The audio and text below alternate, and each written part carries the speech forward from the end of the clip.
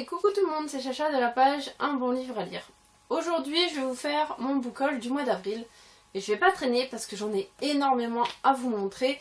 Donc je vais passer très vite sur les livres. Et puis si vous avez besoin de plus d'infos, surtout n'hésitez pas à m'envoyer un petit message. Je vous répondrai avec plaisir. Donc je me suis trouvé L'empreinte sanglante. Alors l'empreinte sanglante est parue chez Fleuve Noir.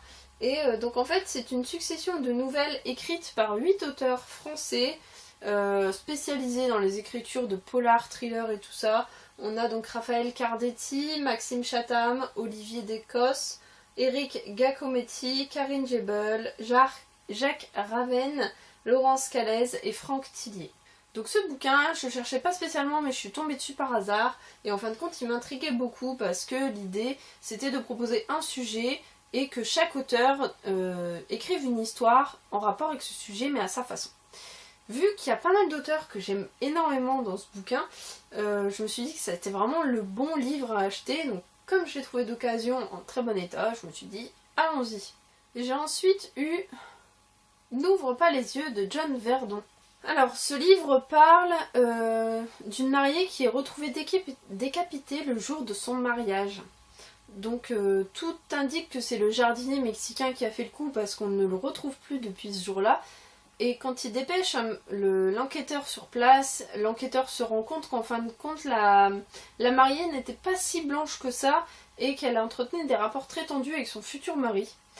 Et qu'en plus de ça, lui quand il rentre chez lui, donc l'enquêteur retrouve une poupée avec une poupée décapitée devant chez lui et donc il comprend que lui aussi risque de passer par là. Autre trouvaille, À 2 pas de la mort de Peter James, aux éditions Fleuve Noir. Donc celui-ci c'est encore une enquête de Roy Grace. Vous savez Roy Grace, je vous en ai parlé dans Lettres de chair, un bouquin que j'ai lu il n'y a pas très longtemps et que j'ai vraiment adoré. Et donc en fait je m'obstine à retrouver les anciennes enquêtes de Roy Grace mais en grand format. Ce qui est très compliqué. Donc quand j'ai trouvé celui-ci plutôt en bon état, je me suis dit que c'était le moment donc de foncer et de me le procurer. Donc là on retrouve une femme qui est agressée dans un hôtel et donc l'agresseur s'en va avec ses affaires et surtout ses escarpins. Et donc du coup l'inspecteur Roy Grace il est ramené à une ancienne enquête où il n'avait jamais réussi à arrêter le meurtrier et le meurtrier donc avait le même mode opératoire. Donc on va se retrouver sur le même genre d'enquête. J'aime bien Roy Grace, c'est vraiment un personnage que je trouve sympa parce que contrairement aux autres flics dans les autres bouquins, il a un super bon caractère. C'est vraiment le bon flic, le bon personnage dans ces bouquins. Moi j'aime bien. Franchement j'adore, j'ai vraiment adoré l'écriture de Peter James, donc j'espère encore me faire plaisir avec ce bouquin. Je me suis ensuite procuré Les ailes d'émeraude de Aliane de Lys aux éditions Nouvelle Plume, donc chez France Loisirs. Ça parle d'une fille qui se fait agresser violemment et en fin de compte elle se rend compte après qu'elle fait partie des Myrmes. Et les Myrmes en fait c'est un peuple doté d'ailes qui ont des pouvoirs sensoriels vraiment très forts. Donc ça va être développé à partir de là. Ça a eu de très très bons retours. Ça c'est le premier tome. Il y a encore 2 autres tomes après. Ça va être une saga. Ça va vraiment être du suspense un peu fantastique. Le genre de livre que je peux aimer. J'espère juste être complètement séduite. Il y a eu de bons retours donc je pense que oui. Et donc voilà. Donc ça c'est le premier. Les ailes d'émeraude de Alexiane de Lys. J'ai ensuite reçu Tempête solaire de Ludovic Spinoza aux éditions Percé. Ça va être du post-apocalyptique un petit peu parce qu'il y a des tempêtes solaires qui vont faire que il n'y aura plus d'électricité, donc les humains vont se retrouver un petit peu 200 ans en arrière. Et donc la question ça va être de savoir qu'est-ce que nous on aurait fait si on se retrouvait dans cette situation. Situation vraiment très compliquée, c'est vrai. Et j'ai eu des bons retours sur ce livre. En plus l'auteur est vraiment très accessible sur Facebook, c'est vraiment très sympa de pouvoir discuter avec lui.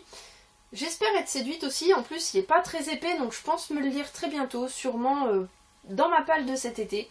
Donc je vous en reparlerai très prochainement dans un bilan lecture. Je me suis ensuite procuré La revanche de l'épouvanteur, donc de Joseph Delaney aux éditions Bayard Jeunesse. Alors en fait c'est pour moi, sans être vraiment pour moi, c'est-à-dire que j'ai beaucoup aimé les 10 ou 11 premiers tomes et après j'ai commencé à un peu lâcher l'affaire. Un peu trop de redondance dans les histoires, toujours un peu la même chose. Et par contre, mon homme, il adore ça. Donc ceux qui ont vu déjà plusieurs fois Steven sur les lives Facebook et tout ça, La Revanche de l'Épouvanteur, ça a été un livre que j'ai surtout acheté pour lui. Parce que je sais qu'il adore vraiment ces histoires-là. Et puis bon, bah c'est une jolie collection en fin de compte, Les Épouvanteurs. C'est des histoires très intéressantes, même si je trouve qu'arrivé un moment, c'est peut-être un peu trop. Je me suis ensuite procuré Before I Fall de Lorraine Olivier, aux éditions Hachette Roman. On va dire que le synopsis m'a beaucoup parlé. Samantha, elle a tout pour elle. Elle a un petit copain super sympa, elle a une très belle vie, tout ça. Et sauf qu'un jour, elle meurt. Et la question, c'est de savoir qu'est-ce qu'on ferait si le jour de notre mort, on nous proposait donc de refaire une vie. Et là, en l'occurrence, on parle d'avoir 7 vies. J'ai trouvé l'histoire intéressante parce que c'est le genre de sujet qu'on aborde rarement. Et puis ça m'a fait un peu penser de toute façon à des young adultes. J'aime bien les livres young adultes, de temps en temps ça change. C'est super agréable à lire, souvent c'est fluide tout ça. Et celui-là on n'en entend pas beaucoup parler. Donc je me suis dit que ça pouvait être sympa de le lire et puis de le découvrir. Donc celui-là il est dans ma palle de cet été. Cet été ça va vraiment être du fantastique, du young adulte, du léger, tout ça. J'ai envie de lire des trucs sympas. Je me suis ensuite procuré Ragdoll de Daniel Cole aux éditions La Bête Noire. Ragdoll, je l'ai lu sur mon bilan lecture du mois de mai. Ça a été une bonne lecture. Il a eu des avis très dithyrambiques, beaucoup d'opposition, donc des personnes qui ont adoré et d'autres qui ont détesté. Pour moi, ça a été une bonne lecture. Donc Ragdoll, ça parle de 6 corps qui sont retrouvés mais assemblés les uns avec les autres pour en faire qu'un. Et donc l'inspecteur Wolf va se mettre à la poursuite du tueur parce que le tueur a aussi nommé 6 autres personnes qui allaient bientôt mourir. L'histoire pour moi était intéressante, peut-être un peu surchargée en personnages, mais globalement très bonne lecture. Je me suis aussi pris Brutal de Jacques-Olivier Bosco, toujours chez La Bête Noire. J'avais eu la chance de trouver Ragdoll et Brutal d'occasion pas très cher sur internet, donc j'en ai profité.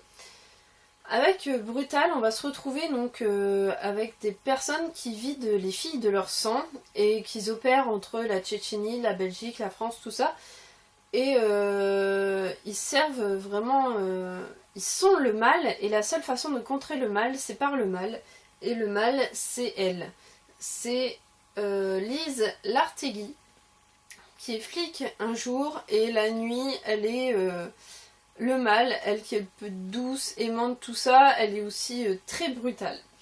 J'ai eu d'excellents retours sur ce bouquin. On m'a d'ailleurs demandé pourquoi est-ce que je ne l'avais pas encore lu. Eh ben tout simplement parce que j'ai pas encore eu le temps. Mais ce livre est dans ma palle à lire avant sa mort parce que je compte bien rencontrer Jacques-Olivier Bosco et pouvoir lui parler de ce livre et éventuellement le faire dédicacer. Au mois d'avril, j'ai aussi reçu Malgré elle de David James Kennedy aux éditions Fleuve Noir. Ça a été une très bonne lecture que j'ai faite donc au mois de mai. Vous le verrez dans mon bilan lecture du mois de mai. J'ai beaucoup aimé. On parle donc de lycéens, notamment Tom et Emma. Sauf qu'en fait, il leur arrive un truc au lycée pendant le week-end noir, comme ils appellent ça. Il y a un meurtre. Il y a un élève qui est retrouvé, donc tué, et bien des années après, ils vont devoir se retrouver parce qu'ils vont se faire poursuivre. Emma va être au centre de l'histoire, ils vont se faire poursuivre. Certains de leurs amis de lycée vont être tués. Et du coup, ils vont se retrouver dans une course-poursuite vraiment haletante. Et j'ai trouvé l'histoire absolument géniale. Moi, j'ai adoré. De toute façon, vous le verrez dans mon bilan lecture du mois de mai. Ce bouquin-là, je l'ai vraiment trouvé extra. J'ai ensuite reçu Femme sur écoute de Hervé Jourdain aux éditions Fleuve Noir. Femme sur écoute, ça va tout d'abord parler de Manon, qui est stripteaseuse et qui a une vie un peu compliquée, mais assez simple aussi. Et qui en fait se fait pirater sa vie. Et à côté de ça, au 36 quai des Orfèvres, ils se demandent pourquoi est-ce que chacune de leurs enquêtes fuite dans la presse. Donc je pense que ça va être basé sur le fait que les policiers et Manon été mis sur écoute. Donc ils ont sûrement été piratés, quelque chose comme ça. Donc c'est le genre de thème que j'apprécie beaucoup. C'est le genre de lecture que j'aime bien. Et le genre de thème qu'on voit pas très souvent. Donc je trouve ça super sympa. Je me suis aussi pris Sa chose de Gina Dimitri parce que j'avais adoré Une ex. Une ex de Gina Dimitri, je vous en ai déjà énormément parlé. Ça a été un bouquin que j'ai adoré lire, que c'est très sombre, très gore et en même temps très, très bien dosé niveau humour. Tout ça, c'était une excellente lecture. Donc j'ai profité d'une offre promotion pour me prendre Sa chose. Et à mon avis, ça va être dans le même genre. Je l'ai pris en liseuse, donc voilà, je le lirai quand je pourrai, mais je sais que ça va être une très bonne lecture. Je me suis ensuite pris les Buns Tunnel, qui était en promotion aussi sur Amazon, donc je me le suis pris en version numérique. Ça m'intrigue énormément. Parce qu'en fin de compte, il part du principe que Hitler a gagné la Seconde Guerre mondiale et donc qu'il a développé un empire avec la race aryenne qui est très présente, qui est vraiment qui dirige un peu tout. Et sauf qu'il y a une fille qui a été élevée dans ce monde-là et qui va se retrouver à suivre une femme dans les égouts sans trop savoir pourquoi, mais elle la suit et de là elle va comprendre plein de choses qui vont ébranler tout ce qu'elle a toujours su. Alors moi ce rapport à l'histoire j'adore, et en plus le fait que ce soit une dystopie et donc que ce soit en fait un changement par rapport à ce qui s'est vraiment passé dans l'histoire, je trouve ça génial. Ça va être voilà, le genre de lecture que je lirai sûrement cet été. En plus je lis en numérique, donc sur la Kindle c'est facile à transporter.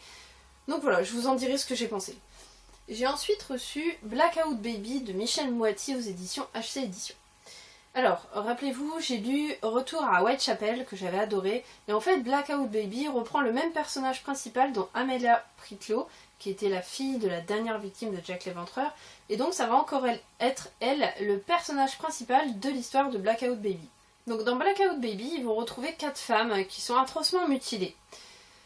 Et ils vont faire le rapprochement avec Jack l'Éventreur, et donc les inspecteurs ils vont appeler Amelia Pritlow qui avait fait énormément de recherches sur Jack l'Éventreur dans Retour à Whitechapel, et du coup elle va être mise au centre de l'enquête forcément, sauf que les cadavres ils continuent de s'empiler et que c'est de plus en plus sauvage. Donc encore une fois on va se retrouver avec le thème de Jack l'Éventreur, c'est un livre que j'aime beaucoup. Et une fois celui-là fini, je pense vous faire une vidéo spéciale sur les livres à lire autour de Jack l'Éventreur. J'ai ensuite reçu La Maison de Poupée de M.J. Hurlidge aux éditions Les Escales Noires.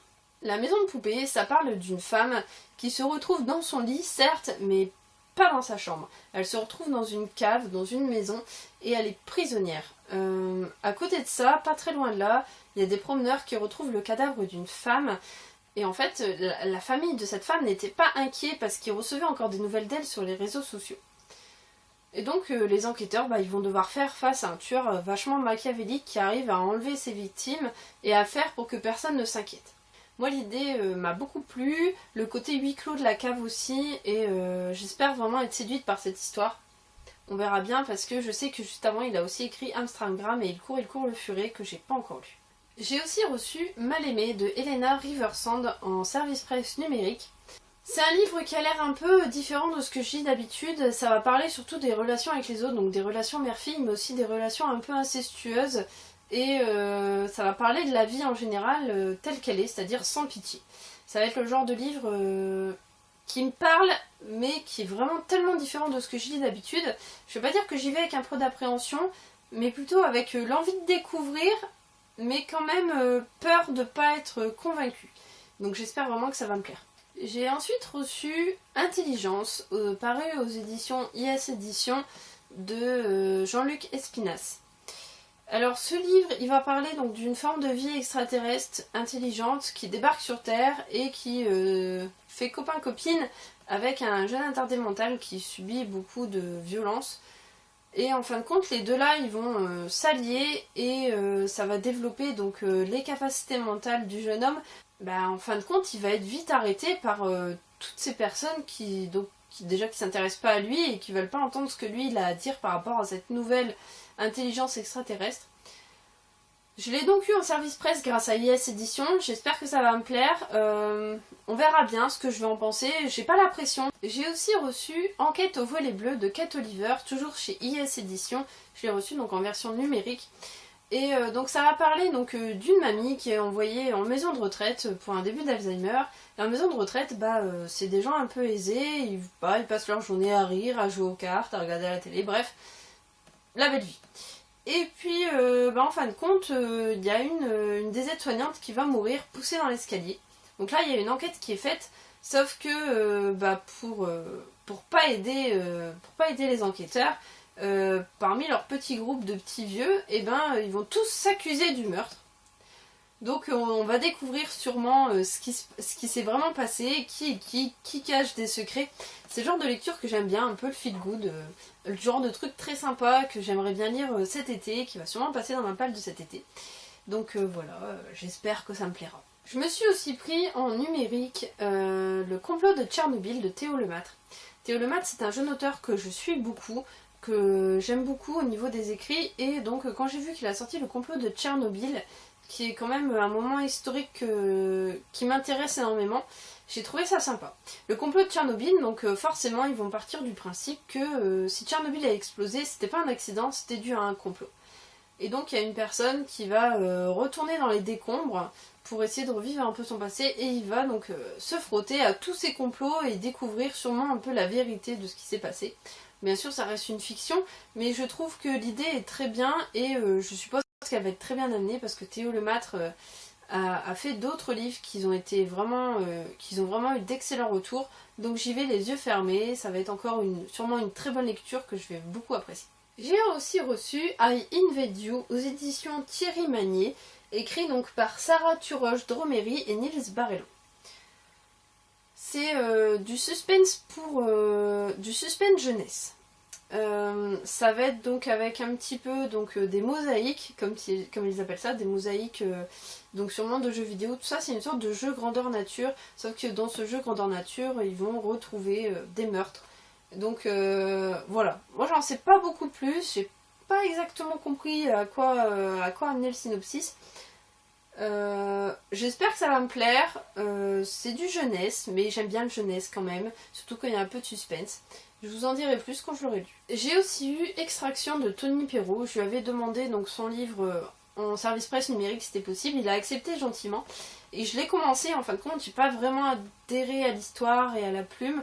J'ai eu beaucoup de mal à comprendre ce qui se passait. C'est un univers vraiment spécial, et par contre c'est vraiment intriguant. C'est un huis clos où le gars il est pris dans son huis clos, il est attaché à un lit et il sait pas pourquoi il est là, il sait pas ce que les gens lui veulent, et il découvre que dans la pièce d'à côté c'est en fait sa sœur, qui elle aussi est prise au piège. Donc l'histoire est intéressante, par contre j'ai eu tellement de mal au niveau de la lecture que j'ai dû l'arrêter au bout d'un moment. J'ai prévenu l'auteur, et puis par contre je trouve que ça pourrait sûrement plaire à certains d'entre vous qui aiment ce genre de livre, et pourquoi pas me dire après à côté de quoi je suis passée, parce que je suis vraiment curieuse à propos de ça. J'ai aussi reçu les 2 tomes de Bouche cousue de Chloé Maninal aux éditions du Panthéon.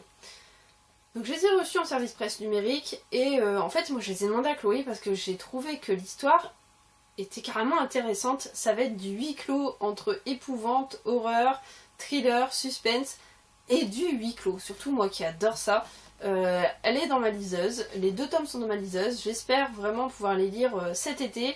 J'ai une envie folle de les ouvrir parce que voilà, c'est le genre de bouquin qui m'appelle vraiment par rapport au retour qu'il y en a eu. D'ailleurs je trouve que c'est dommage parce qu'on n'en a pas beaucoup parlé, et du coup c'est des livres auxquels on peut passer à côté. Donc voilà, j'ai pris le devant de lui demander, et puis elle a gentiment accepté de me les envoyer, et c'est vraiment le genre de livre que je vais sûrement adorer lire. Et donc enfin j'ai reçu Résistant aux éditions Bragelonne, qui est sorti il n'y a pas très longtemps en service presse numérique. Ça va parler donc, ça va être tout un thriller qui va tourner autour des médicaments. Moi à la base je suis pas 100% fan de ce genre de thriller, mais ça change tellement de ce qu'on lit d'habitude, des meurtriers, tout ça, que le fait de passer par ce genre de thème m'intrigue énormément.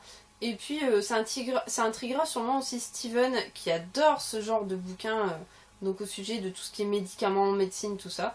Donc ça m'a plu, il sera lu très prochainement aussi, j'hésiterai pas à vous en faire part. Voilà, donc ça c'était pour le book haul du mois d'avril, la deuxième partie, parce que la première partie était déjà sur la chaîne. J'espère que ça vous a peut-être, pourquoi pas, donné quelques idées de lecture, d'achat. Si vous en avez lu certains, n'hésitez pas à me laisser un petit commentaire sur la chaîne, sur le blog, sur la page. Je suis partout, n'hésitez pas. Et surtout, abonnez-vous, profitez-en, parce qu'il va y avoir encore de très belles vidéos à venir sur la chaîne. Je vous dis à très bientôt sur la chaîne Un bon livre à lire. Bye bye!